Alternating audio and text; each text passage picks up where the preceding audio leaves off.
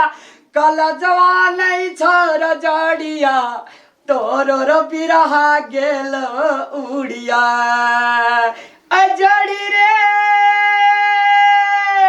कि नका पखरिया परमिया ये झिली मिली अपनिया की ये झिली मिली अपनिया कि नका पोखरिया समय अजड़ी रे राम के पोखरिया परमिया झिली मिली अपनिया की ये झिली मिली अपनिया लछु मन पोखरी रो समा अजड़ी रे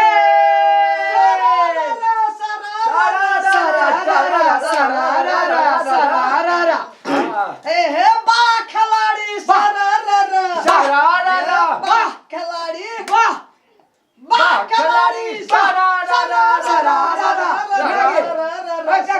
होली का तो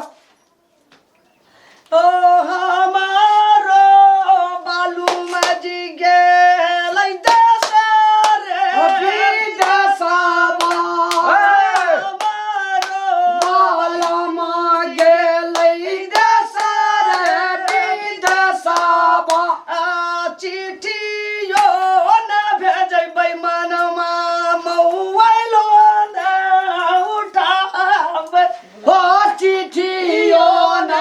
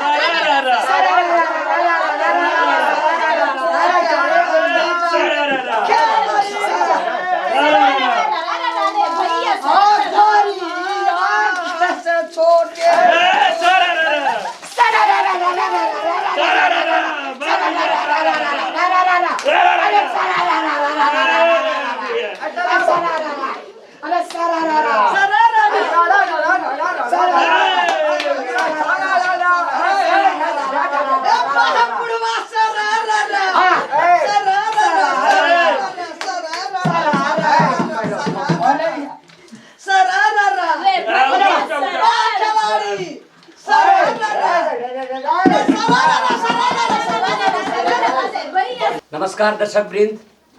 संपूर्ण मिथिला लोकन संपूर्ण मैथिल सा आग्रह साल भर में बहुत महान पर्व होली जे दूर दराज में मिथिलावासी सब रहे छथि दूर दराज से होली मनावे के लेल अपन अपन गाम ठाम में बहुत अग्रिम एक महीना पहले से टिकट कटा के आए होली में घर जाब से कह कर संपूर्ण मैथिलवासी एक हर्ष उल्लास के साथ अपन घर आबैया साल भर में ई पाबनि सबके घर घर में रंग अबीर पुआ खीर मांस पुलाव इत्यादि सामग्री ल खा पी और रंग अबीर के साथ अपन अपन घर में अपन अपन गाम ठाम में होली के दिन संपूर्ण गाम रंगीन रहे छथि सब अपन अपन हर्षो उल्लास में रहे छथि अपन अपन खुशी एक आपस में शेयर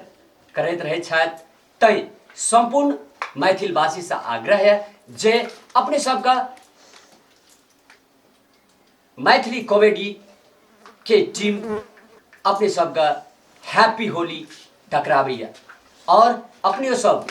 बढ़िया से शानदार से रंग अबीर खेलू गलत प्रकार के सामान से यूज नहीं कर रंग आ अबीर से होली खेल कर मिथिलांचल के एकटा परिचय दियो ताकि ई विश्व में झलके और विश्व में एहि होली के लोग याद रखे और मिथिलांचल की होली एहन प्रकार से होइत अछि से गौरव करी एते कहैत हम अपने सबसे विदा भऽ रहलहुँ। नमस्कार।